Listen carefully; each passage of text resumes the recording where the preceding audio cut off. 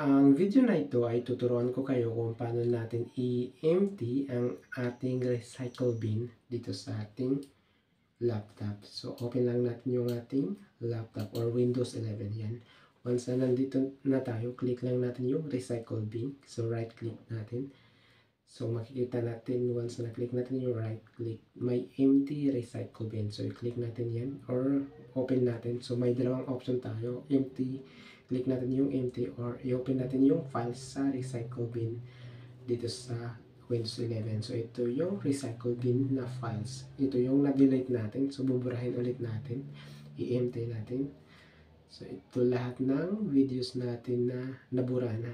Pwede natin i-restore or i-delete permanently. So, dito tayo sa recycle bin. Right click lang natin tapos click natin yung empty recycle bin para mabura lahat ng files natin dun sa recycle bin para hindi na ma-restore yung video natin. Are you sure you want to permanently delete it items? So, click natin yung yes. Yes, deleted complete. So, punta tayo ulit sa recycle bin. Tapos, right click natin. Punta tayo sa files ng recycle bin. So, open natin. So, nabura na. Wala na yung 8 na videos dito sa ating recycle bin. Ayan. So, ganun lang kasimple kung paano natin burahin yung files or i-empty natin ang recycle bin dito sa ating Windows 11.